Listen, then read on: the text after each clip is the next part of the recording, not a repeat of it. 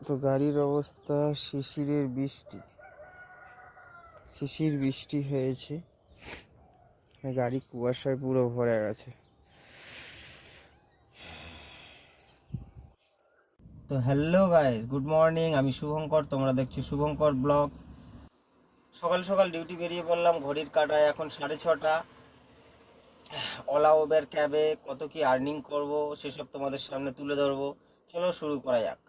তো চলো গাইস, প্রথম বুকিং পেয়ে গেলাম। রাজারহাট 3 কন্যা অ্যাপার্টমেন্ট থেকে যাবে টালিগঞ্জ। তো চলো বুকিংটা পিক আপ করি, তারপরে কথা হচ্ছে।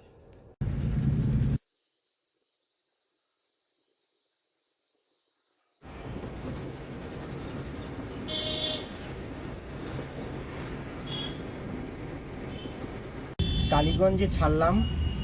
টালিগঞ্জে ড্রপ করার পর সাথে সাথে বুকিং পেয়ে গেলাম সেক্টর 3। এই সেক্টর 3 বুকিং অ্যাকসেপ্ট করে আবার যাচ্ছি। সেই টালিগঞ্জ ড্রপ করার পরে তারপরেই আমি বুকিং পেলাম সল্টলেক সেক্টর 3। সল্টলেক সেক্টর 3-তে ড্রপ করে নেই করে আধা ঘন্টারও বেশি বসেই আছি। এখানে বুকিং নেই।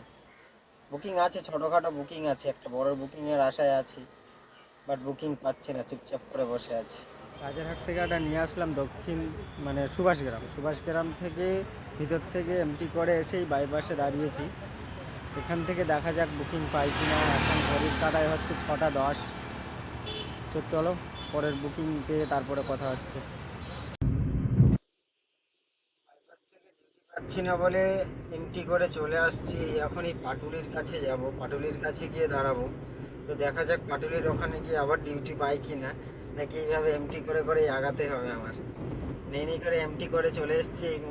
এই পর্যন্ত আমি 7 কিলোমিটার এমটি করে চলে আসলাম। তো চলো বুকিং একটা পাই, তারপরে তোমাদের সাথে কথা হচ্ছে।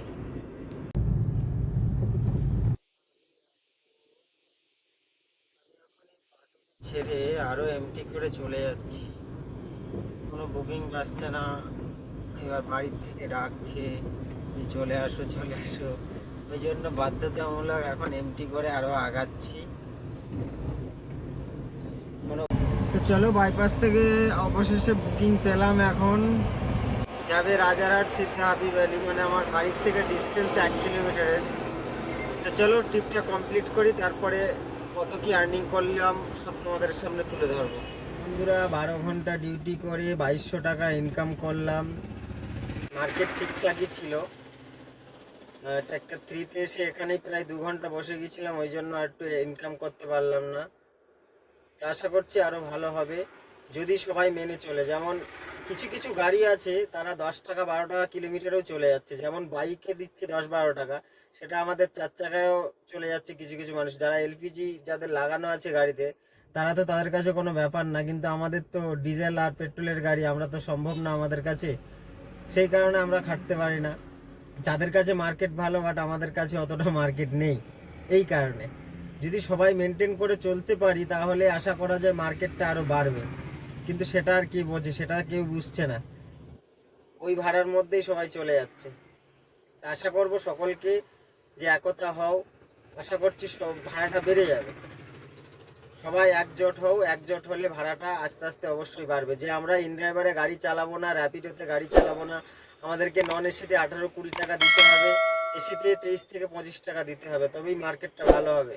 আর যদি সবাই একতা হয় তবেই মার্কেট ভালো হবে, তাছাড়া হবে না।